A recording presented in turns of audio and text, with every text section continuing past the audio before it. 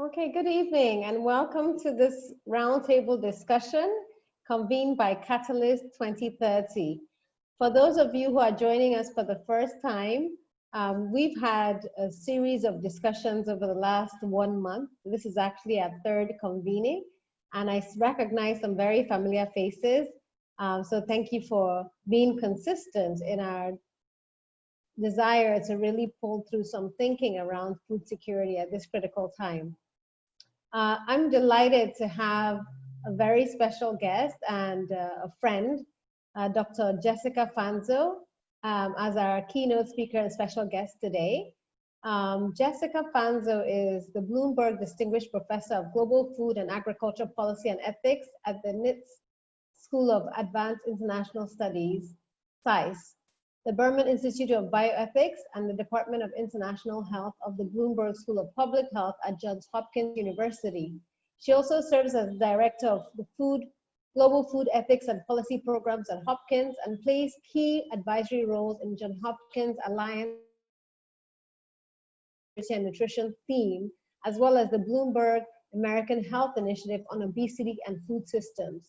She's currently serving as the co-chair of the Global Nutrition Report and is the team leader of the high-level panel of experts for food systems and nutrition for the UN Committee on Food Security. She also serves on the Lancet Commission on Healthy Diets for Sustainable Food Systems. And Jessica, I met through the Sustainability Board of DSM many years ago, and she's gone on to really support our work at Sahel Consulting, so we're delighted to have her. Welcome, Jessica. Thanks for having me, Ndidi. It's great to be here and to have a nice conversation with you and the others on the call. Terrific, thank you. What I'm going to do first is just share a presentation so that we're all on the same page about what we're doing. During our first conversation a little over a month ago, we had Dr. Atsuko Toda from the African Development Bank and Roy Steiner Foundation, and then we broke up into groups where we really tried to dig into shovel-ready solutions for the food crisis and to ensure food security. We also then had a smaller group breakout and discuss these ideas in a little more detail. And now we're basically going to be looking at what we came up with as a group and what opportunities exist. I want to share my screen. I'm just trying to find the presentation because I have so many windows open at the moment. So just bear with me.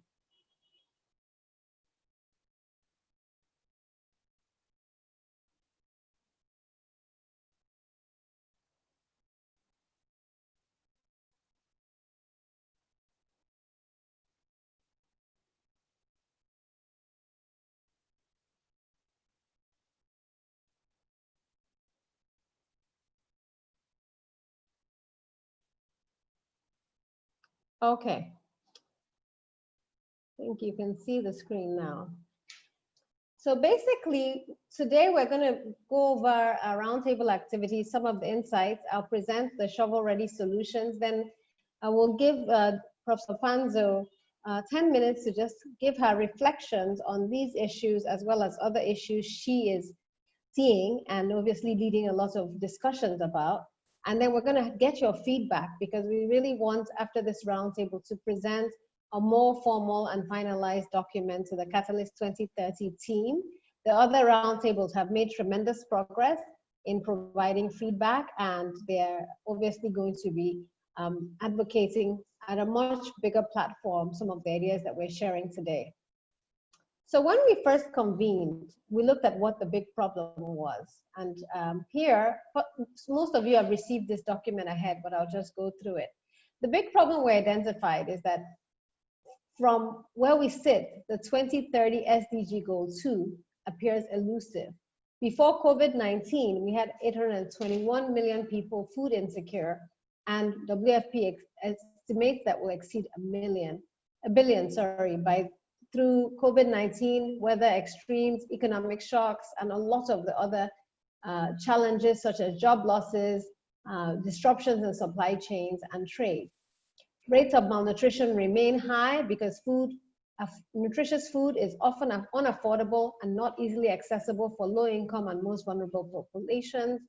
Rates of obesity are high, linked to unhealthy food choices and lifestyles, and our food systems are not sustainable, resulting in adverse economic, environmental, and social impacts. Our global food ecosystems are fragmented and fragile. The policy landscape in many of our countries does not support indigenous agriculture or promote local sourcing. We have not diligently leveraged innovation and technology and catalytic financing to increase farmer productivity, reduce the rates of post-harvest losses, and ensure market linkages. Coordination and cooperation between actors who need to work together to drive a cohesive and integrated action plan is limited. We see a lack of coordination because food is really multi-sectorial, and we don't see the actors in health, agriculture, science and tech, the environment, trade and investment, gender education and financing working together as cohesively as they should. Real-time food balance data in our communities is not readily available, which limits the intervention of key actors. And SMEs, who are supposed to be the engine of growth and innovation in the food and agriculture sector, struggle for survival with lack of technical assistance, funding, and market linkages. So that's the problem, a big problem, lots of problems. But if we've missed anything, please let us know so that we can have a comprehensive problem statement. Now we're supposed to find 3 shovel-ready solutions. And of course, with all these problems, it's hard to identify only 3 shovel-ready solutions. But I have tried to distill a lot of the ideas you've shared, and thank you, Ms. Okereke, for your very wonderful feedback on the document that we shared. First, I have advocated that we establish a national and regional framework for multi-stakeholder collaborations and partnerships to foster food security, which will include 3 components. 1, immediate actions to feed the most vulnerable and ensure coordinated responses. So in each of our countries, we basically need a task force that's action-oriented around these issues, an action group that represents actors from government, research, academia, civil society, faith-based organizations, farmer organizations, and private sector. And what does this action group need to do? Scale up food banks and sustainable school feeding programs, ensure trade corridors remain open, secure and strengthen strategic food reserves, support farmers and strategic food process to ensure efficient and functioning food ecosystems, redesign our markets to leverage innovation and technology and promote food safety and reduce human contact, map supply and demand value chains for countries, and build green trade corridors. Then 1.2, promote data sharing and data-driven policymaking by strengthening and deepening initiatives such as the Food Systems Dashboard.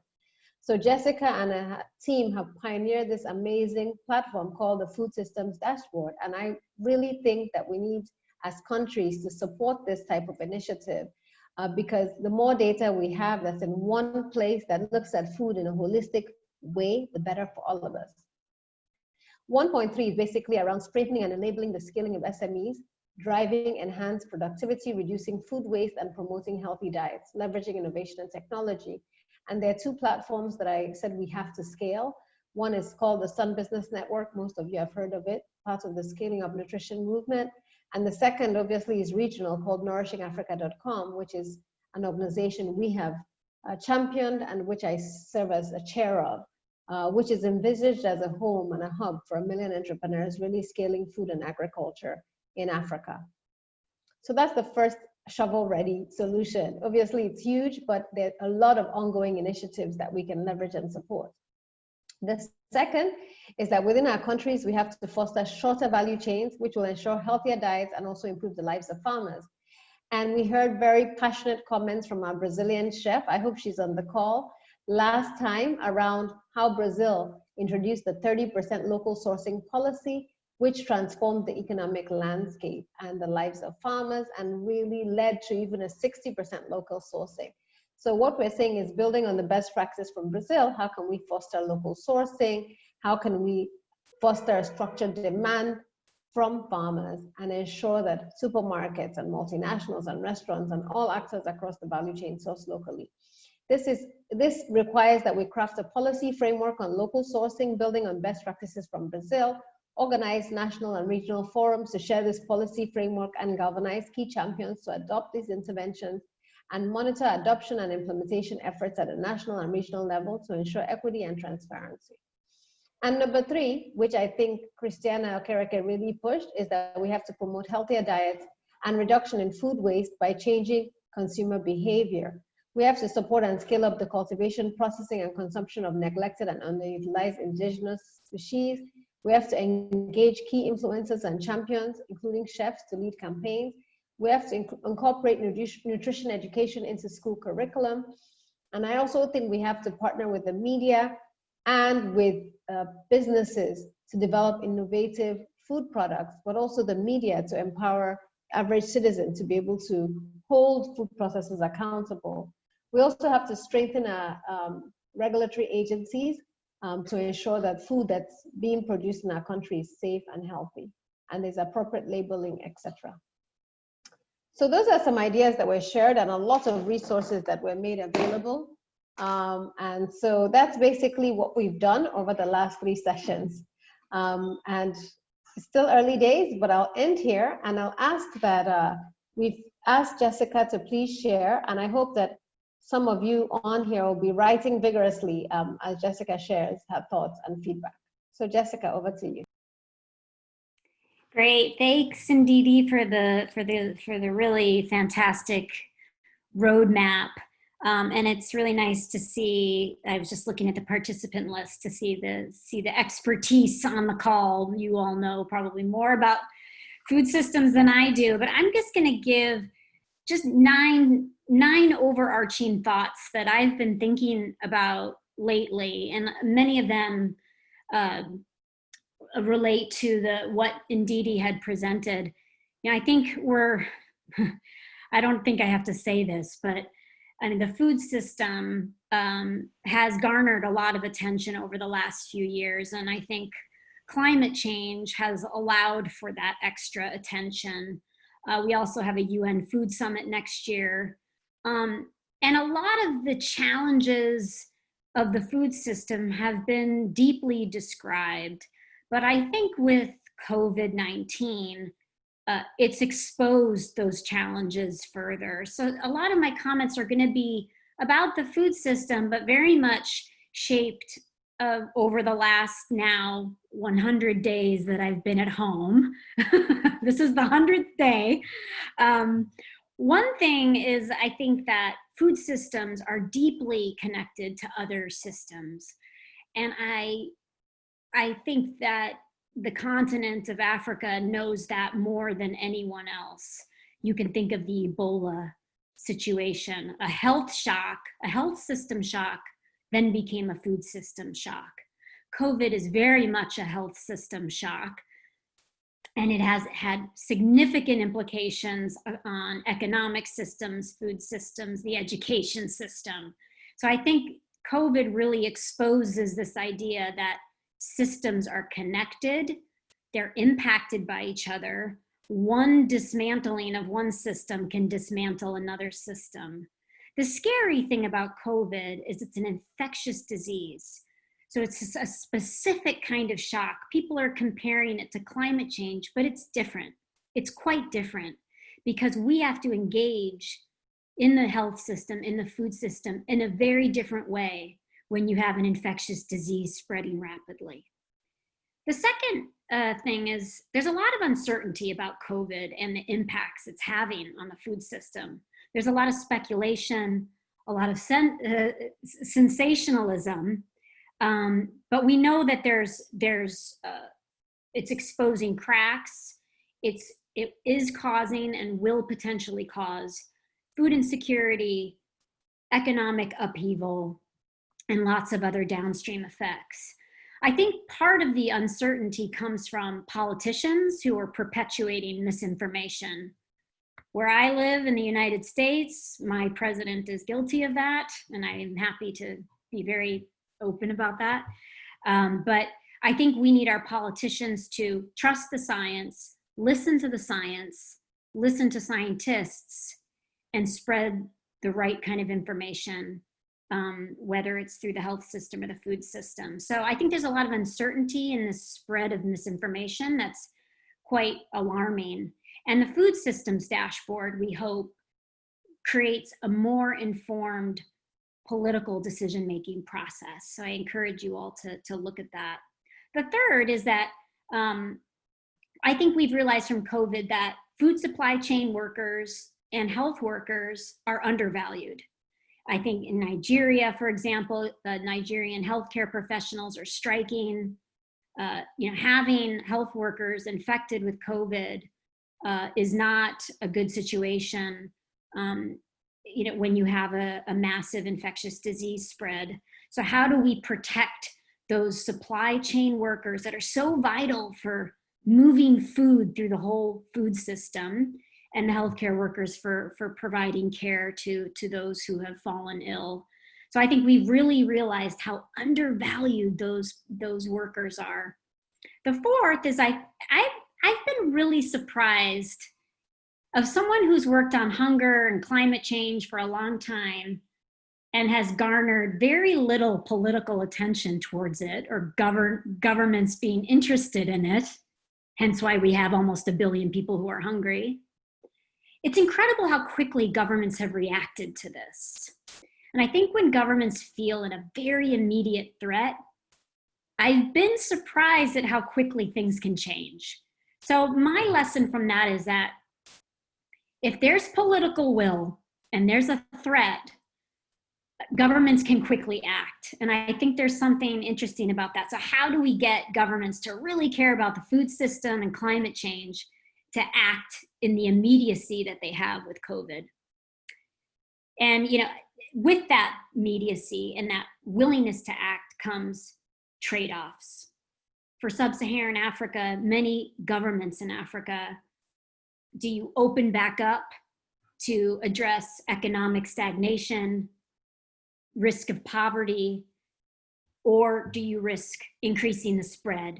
And Africa, I think a lot of you have probably seen and is very worried about it, the rapid spread that we've seen in the last couple of weeks in Africa. That could be due to more testing, but there is quite an uptick in the number of cases of COVID. The fifth is we need to connect up the food system. It's that missing middle. We're seeing that production's happening in many places in the world. There's a big demand for food, but they're not meeting. So what is going on?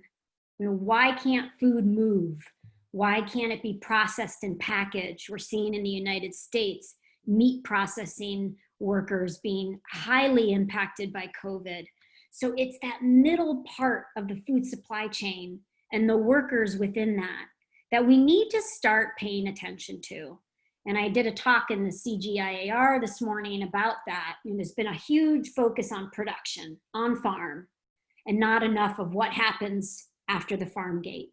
And COVID has really exposed that, the breakdown between post-farm gate and the market.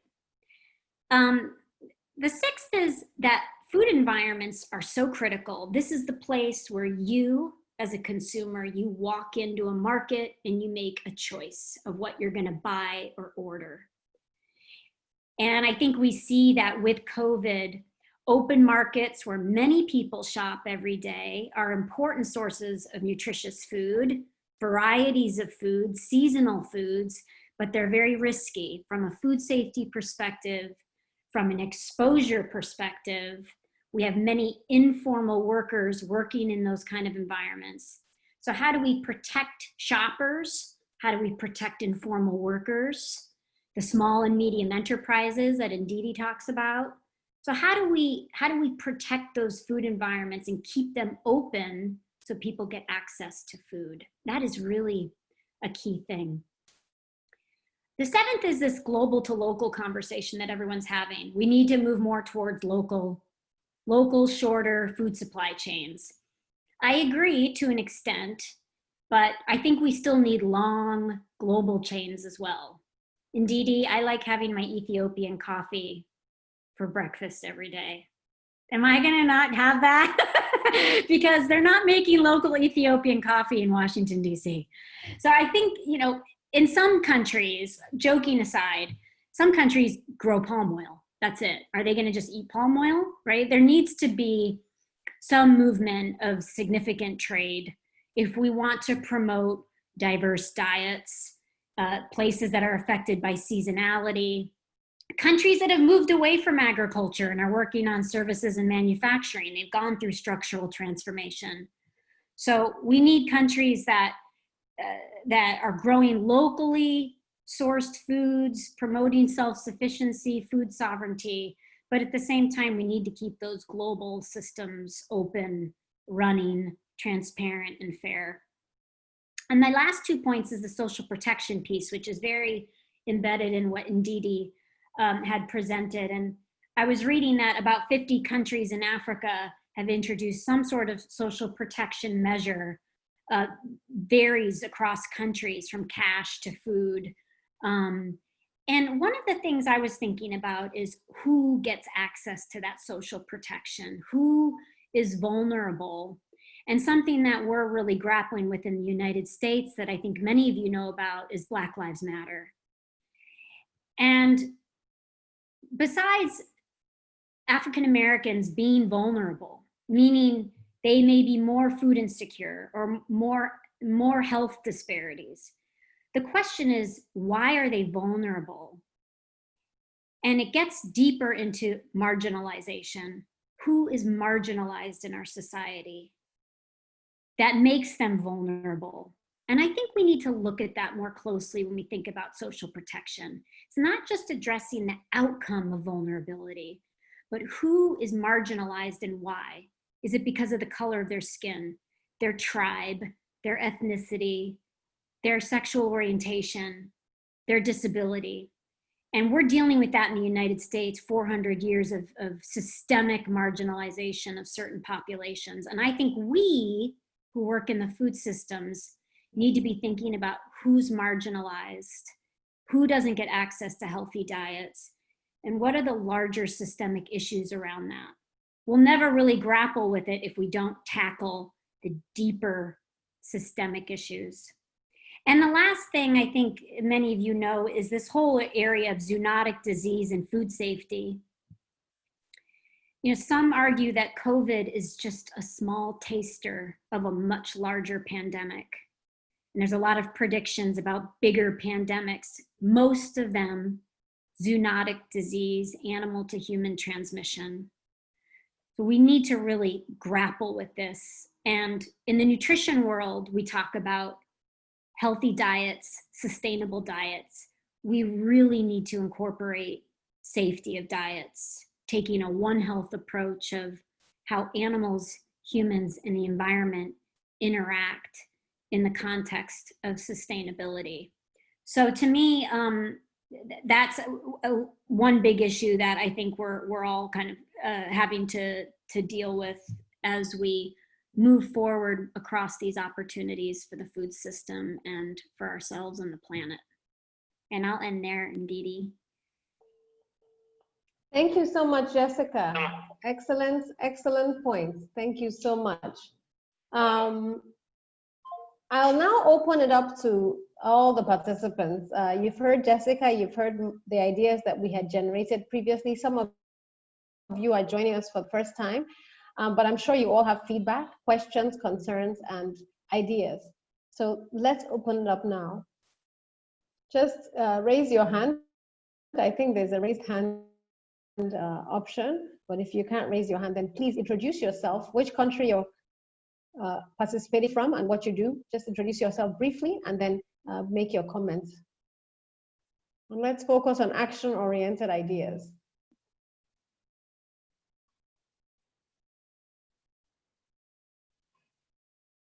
Who wants to go first? Okay, Susan. Go ahead, Susan. Hi, everybody. I'm Susan Bornstein from World Bicycle Relief, a social enterprise that provides farmers, students, others with rural mobility solutions, including specially designed bicycles for rugged rural areas and base of the pyramid consumers. Really liked what I saw in the slides and the speakers, Jessica's comments. I'm keen to understand more about how you're thinking about rural mobility in some of these cross-sector solutions. I didn't think I saw a lot about that in the slides, and I Was heartened to hear about kind of the challenges around post-farm gate, produce to market, and curious in the COVID area in particular with the restrictions on public transport, combined with kind of 70% of rural Africans not having access to reliable roads and affordable transportation and primarily relying on walking, how you think about rural mobility solutions, whether it's bicycles or other things, as part of the set of recommendations for improved food security and livelihoods. Thanks. Thank you for that comment. Yes, infrastructure came up in our conversation earlier today. And obviously the lack of feeder roads, the challenges around mobility are very, very significant. But I'll let Jessica respond and then we'll take another question. No, I think it's a great question.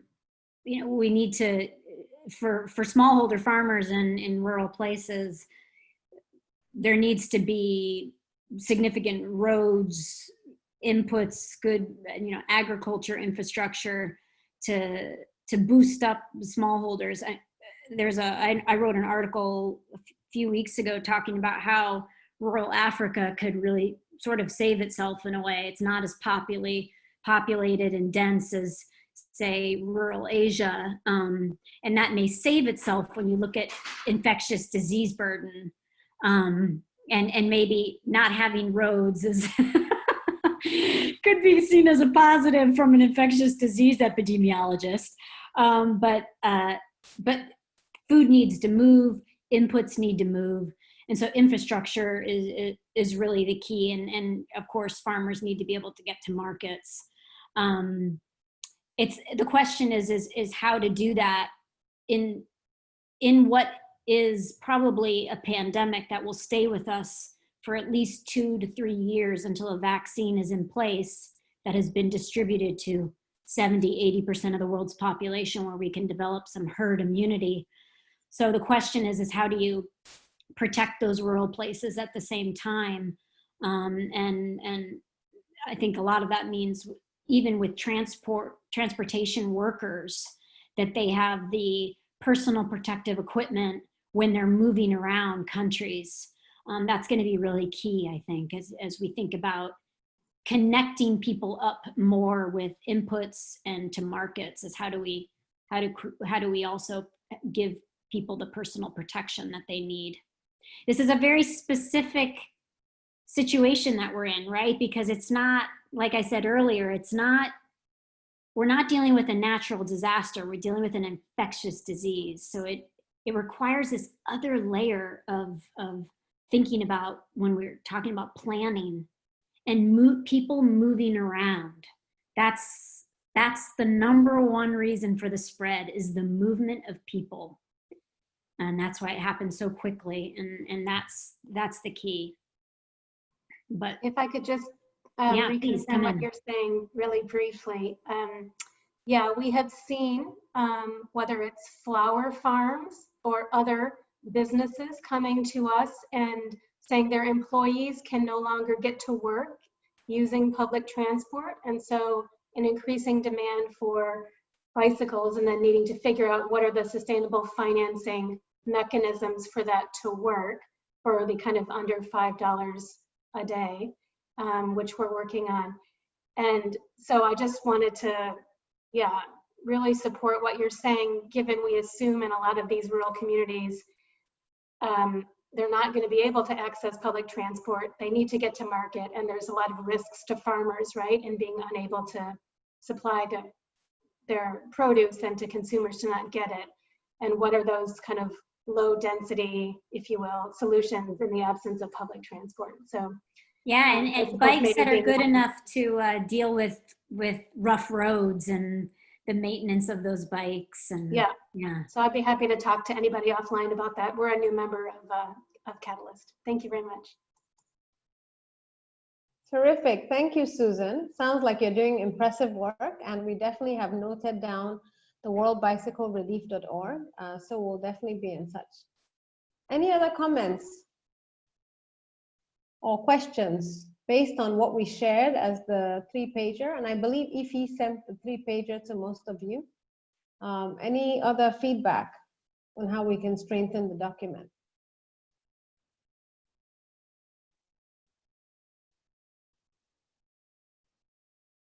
I have a very quiet group today.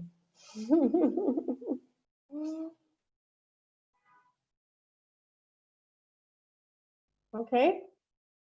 Christiana, was your feedback reflected in the document?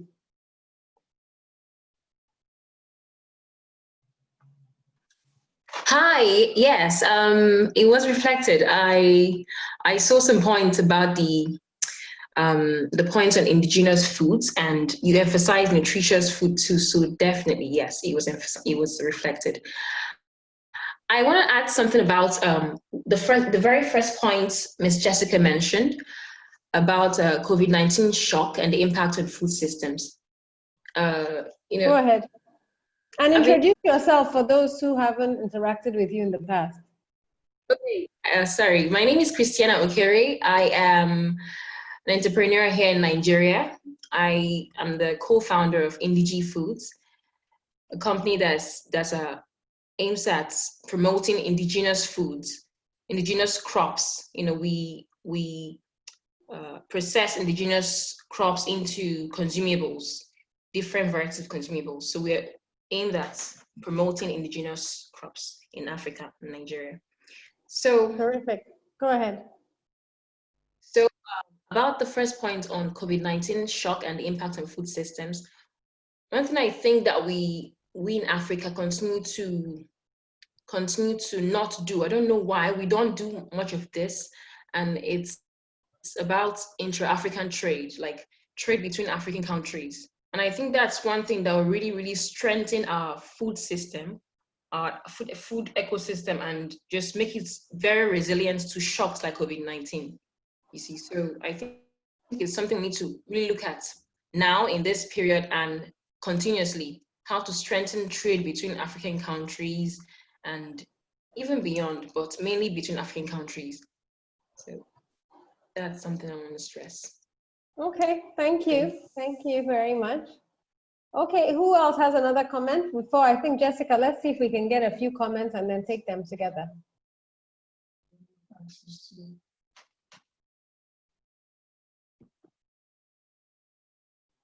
Yeah, any other comments? Okay, let's talk about the trade issue then, Jessica. What are your thoughts? No, I think it's a fantastic idea. I completely agree with you. I think you know, there's obviously investing in smallholder farmers is so key, and I think it goes to your point and where you work on the indigenous foods and the neglected, underutilized species. Smallholders still remain the keepers of biodiversity. You know, there's a great paper by Mario Herrero in Australia and his team showing that smallholder farmers, although they have smaller land sizes, tend to have more diverse systems and still are injecting a lot of the nutrients into the food supply. Between 50 and 80% of nutrients are attributed to smallholder farms. So I think smallholders can feed Africa, feed it well, and then the cross trade between nations could be incredibly important, because not only of the bolstering cooperation across the continent, but Africa is incredibly diverse in the foods that it grows, in the culture, and that alone could be quite incredible for the diversity of foods moving around the continent. So I completely agree with you. I think it's a really good mechanism for fostering resiliency, which is, the key word right now in the times of COVID, is how do we make food systems and people working within them more resilient? Yes, definitely. We've done a lot looking at trade, and the challenge around trade is quite complex for a number of reasons. Number one is borders are very, very inefficient at the moment, and even sometimes destructive. We had a long-term project for 5 years, just fostering trade between Benin Republic and Nigeria, between smallholder farmers in Benin Republic and Nigeria, and southern Nigeria. And that's, you know, the distance between New York and New Jersey. It's a 1 hour, it should be a 1 hour commute.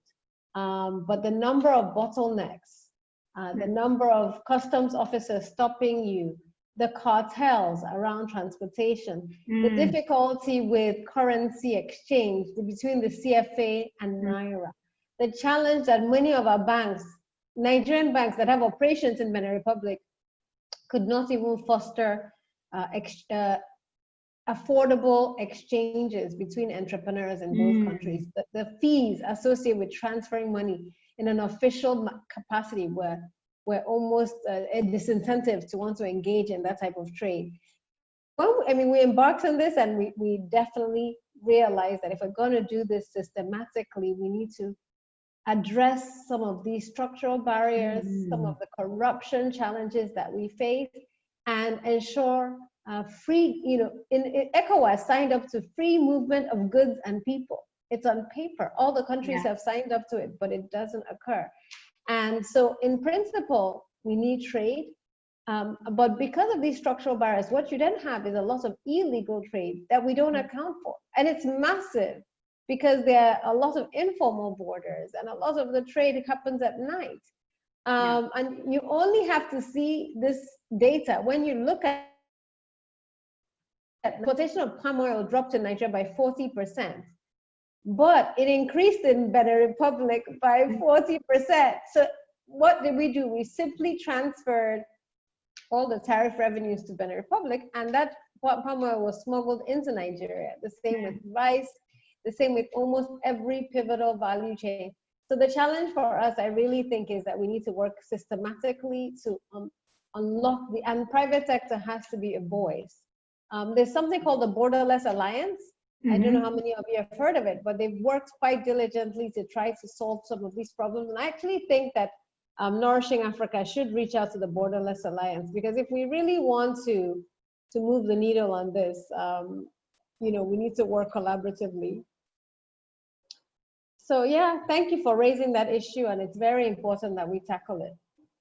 And we'll include that in our recommendations, not just within Africa, but in other world regions. Okay, any other comments? Ndidi, can I ask the group a question? Yeah, sure, go ahead. I'm just, what, in the current moment, right? And I was just reading, and you guys can tell me if these figures are off, and I'm talking about sub-Saharan Africa. You know, only about 3% of total global cases of COVID, but the numbers went up. You know, it took 98 days to get to 100,000 cases, and since, you know, now up to 200,000 in the last 18 days. So you're clearly in the upward swing, right? And there's estimates that WHO estimates between 29 and 44 million Africans will be positive for COVID in 1 year. Those kind of doom and gloom statistics around COVID, I would just, of this group, what are your deepest concerns when you think about the spread of COVID on the continent and food systems? What are the biggest worries? I'd love to hear from the group. And of course, then, you know, what can be done in the immediate term to really deal with that biggest concern? What keeps you up at night when you think about COVID and food? Obviously, COVID itself is a very scary thing. It's they don't understand it. The epidemiologists are trying to figure it out. You know, there was this thought that young people are not really infected, are asymptomatic, but it turns out that there's other ramifications after you've been infected. It's a complex infection, but just besides the fact of our own health and safety and that of our fellow citizens, what in the food and COVID side really worries you? Love to hear from what others are thinking. Ndidi, you're muted. Thank you. That's a great question. So let's start with Vincent. Vincent, do you want to answer the question? What keeps you up at night? around COVID, and what are your thoughts about what can be done about it? Or whoever wants to go first, Christy, Ifi, Garcia, Wamaka, Lufemi. We have a small group, so this is your opportunity. Good evening, everyone. Good evening. Go ahead, yes. Yeah, my name is Vincent Obi from Nigeria. Currently a co-founder for Hail Africa, which is a non-profit here in Nigeria focused on assisting the vulnerable marginalized Africans in the areas of education, agriculture, and entrepreneurship. So before I dive into your question, I would like to first of all talk about 3 points you made earlier on. And I'll be focusing firstly on the second point, which is media and spread of false information. The fifth point, which should be attention should be paid to food system workers to sustain food production, and also to promote local production, self-sufficiency, and global system functionality. Now, of recent, we know how social media has been, social media use has grown over time just as a result of COVID-19 and the impact it has created in our community. Also, we know what restrictions COVID-19 has posed to our environment, especially for farmers, and how it has restricted them from having access to a lot, from their inputs down to access to their farmlands. So there's this project we were working on of recent as a response to COVID-19, which I think it's proper I share with the community. We know we are promoting local production, and for the sake of food security, we think it is proper to make farmers go back to their farms, especially this period, in order to fight food insecurity. But based on the pandemic, we know there should be a restriction based on one-on-one meeting, especially between the farmers and the extension workers and other stakeholders involved in the food system. So the project we're working on presently is we devise the means to get information across to farmers. That is cutting off the need for extension service agents, then getting information directly to the farmers through the radio system. We know the things the farmers need are good information on good agricultural practices and FBS. So we tried to develop a program that would be aired on radio, which we believe every farmer has access to radio, to get information across to them on the best practices that should be used on their farms. And we believe this is the only way. We are trying to see that the borders, international trade continues, but this can only happen when the produce from our smallholder farmers are up to quality for consumption, which is something stated in the policy statement. Because if what we produce do not meet standard for exportation, there is no way any African country will be willing to accept this into their country. So I think instead of we overemphasizing the wrong spread of information on social media, we should also use that as a means to spread out good information to farmers, especially at this point where they do not have access to extension workers. This could also be a means to get information across to as many persons as possible for the need for everyone to dive into the agricultural sector. So I just believe that this is something, instead of focusing on the negative aspect of social media, we should also think positive and think of a way to go around it in a way that it will benefit each and every one of us. Thank you. Thank you. Working on very important stuff, Vincent. Well done. We definitely have to find more ways to collaborate with you. The power of the media is critical, and I think you've said they're both positive and negative, and we have to figure out how to leverage this more effectively. Yeah.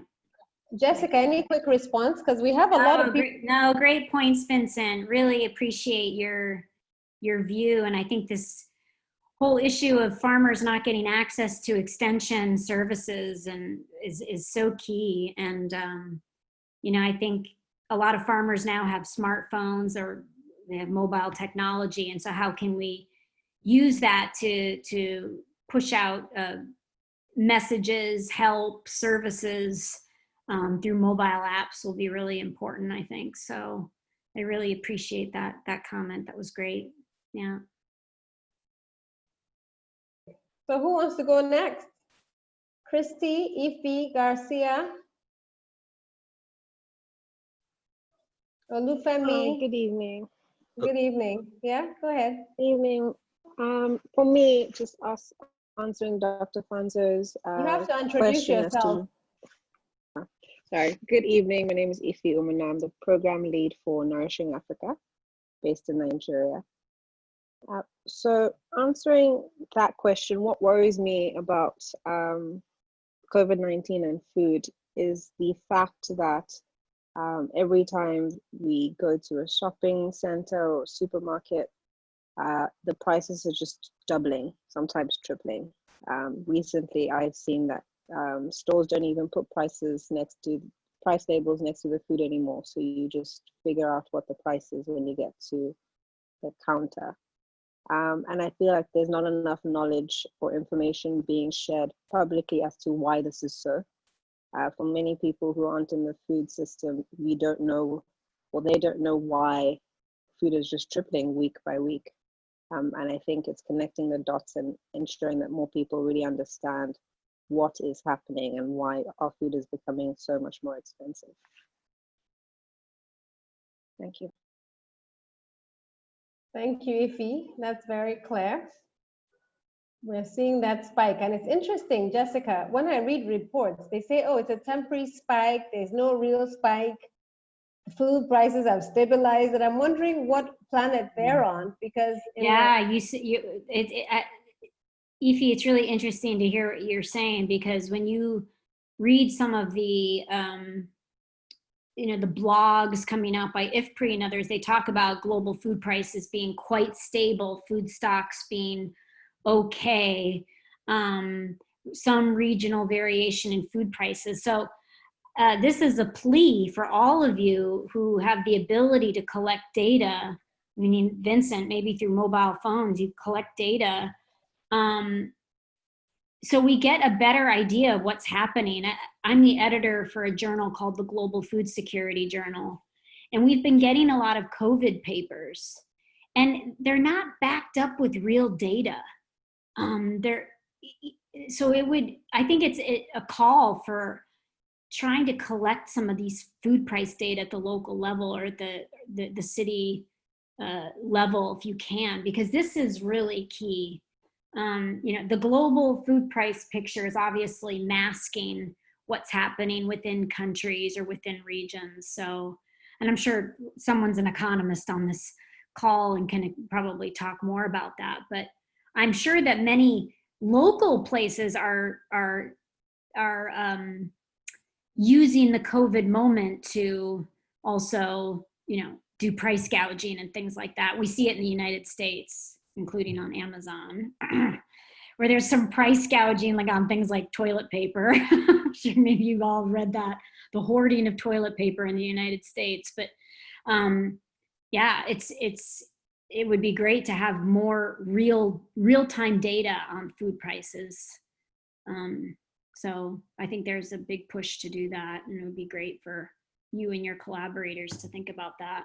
And we can call out bad behavior if we had the data, Yeah. right? To show that it's coming into the supermarkets at the fair price and the supermarket is doubling it. So we definitely have to do some of that work. Thank you.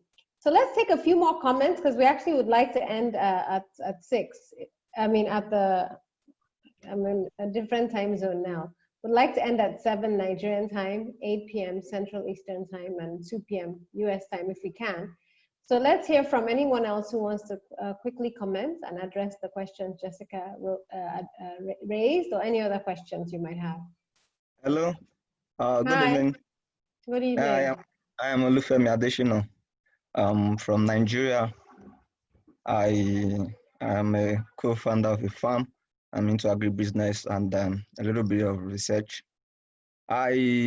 Unfortunately, I never get a copy of the document you were talking about earlier, but recently I stumbled on how developing countries have been capitalizing on geographical indications and trademarks in developing their economy and their food system, making it shorter and also ensuring local production has improved over the time. But while I did a little bit of research, I discovered that most African countries have not been adopting the GIs, and except for my country, for probably Cameroon or Kenya, where where they've registered their honey, and it has been paving way for them. But I really don't understand why it has been challenging for African countries to dive into geographical indications like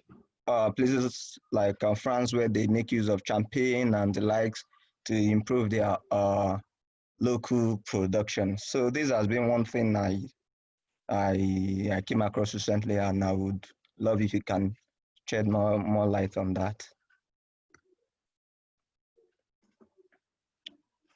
Hello? Can you hear me? Yeah, I can hear you. Yeah, and I think Yeah. it's really interesting to hear about it. Unfortunately, it's not my area of expertise. Maybe it's in Dee Dee's area. It's pretty fascinating though to hear about it. I just don't. It's not my. I don't know that space at all. And Dee Dee, do you have any comments?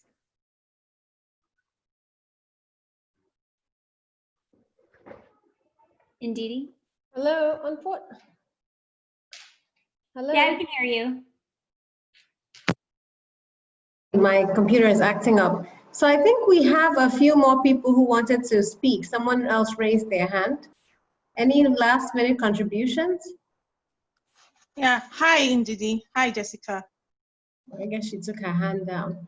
Yeah. But if you have any last minute contributions, just chime in because I can't really see everybody's hand again. Yeah, Nwamaka has Olufemi, we will take this offline and we'll address your questions. Yeah, hi, Okay. hi everyone. So what we'll do and what I can commit to is that everyone who, yeah? Ndidi, I think there's someone who's speaking. Nwamaka is speaking. You can't hear me? Yeah, I can hear Can you. you guys hear me? Yeah, but I don't think you can hear us.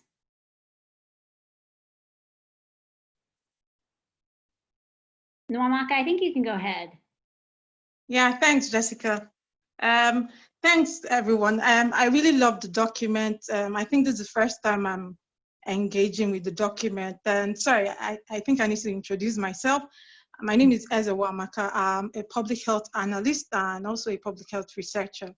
And I would like to comment on the document, especially the third point, which is to promote healthier diets. And that's because right now, the immune system, or building a good immunity, it's actually important, especially with the whole COVID-19 outbreak. And this actually takes me to my point of what keeps me up at night, or what's my biggest worry. So I think my biggest worry is the vicious circle of the farmers not having access to markets, and people who have access to this food, they get to buy it at a very expensive price, thereby creating a sort of inequality where you have those at the higher socioeconomic class able to afford nutritious food and enough food to build their immunity, whereby meanwhile you have those at the lower or the bottom ladder or socioeconomic class not able to afford nutritious food. And we all know the importance of nutrition during this COVID-19 era, especially those that have underlying diseases.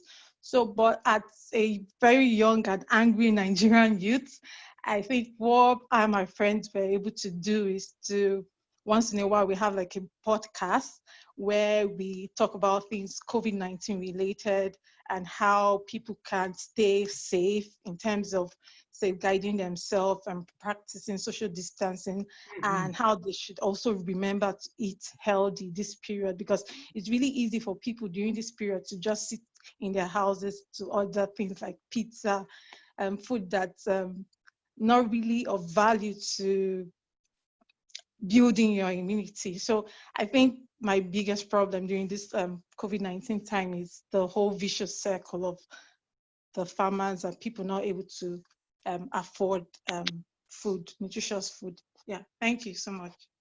Yeah, really great point. I think, you know, there's been a lot of talk, and I think that's because COVID really happened in Europe and the US, right, initially.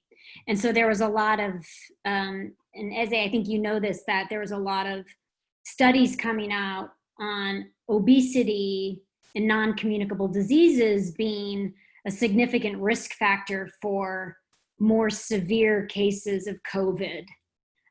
But what hasn't been looked at is the undernutrition side, you know, and not having a sufficient diet that's, you know, rich, nutrient rich or adequate in calories. The implications of that on COVID has been understudied so far. So I think, you know, this idea of promoting healthy diets as a protective measure for COVID is so important. Yeah, that's a great, I'm glad that you're on, and I knew someone from public health must have been on the call, but Ndidi, you were having some connection problems, but Olufumi had wanted to add something about the geographical indicators and certifications and trademarks on foods, and how many African countries have not adopted those. And that could be something potentially to add to your document when you're talking about the locally produced foods. I like that idea. Yes, thank you very much, Olufemi. And I said we'll love to get a little blurb from you so we can capture it properly. So please type that into the chat or send us an email. Ify, you can put in your email so that they'll follow up. Anybody who has comments. And if you did receive the response, the document, please send your email to Ify as well so that she can send you the document. All right, so we're going to start wrapping up at this point, and I just want to thank Professor Fonzo again for being so patient and for sharing so many great insights with us. I mean, I don't take it for granted that you have devoted an hour of your time, because I know right now everybody's pulling you from multiple directions. If in my little corner I'm doing 4 webinars a day, I can't imagine what you're doing a day. No, thank you all for spending the hour. Thank you, Jessica. Yeah, it's really interesting. I wish we could have had longer to hear from everybody, but and thank you to everyone. Yeah. Thank you to everyone. Yeah, so the next step would be that we would further refine the 2-pager based on the feedback from Professor Fonzo and from your great feedback, and we would share it with Catalyst 2030, and they would then amplify it and share it with different agencies and different funders. So as many organizations as we can showcase in the document, the better. So please do reach out to us. And if you are an entrepreneur and you're not on nourishingafrica.com, please upload your profile as well. Once again, thank you to the Catalyst team. Thank you to Ify. Thank you to all of you who signed on. And thank you to Professor Fonzo. Keep safe and healthy, everyone. This is not an easy time. We need to keep our mental health intact. We need to eat nutritious food as much as we can, and we need to continue to shape policy and serve as advocates for the change that we need in our society. And we need your voices amplified. So please send in your ideas and your thoughts. Ify's email is iumunna@sahelcp.com. God bless you all. Thanks again, Jessica. Take good care. Thank Bye-bye. you. Bye.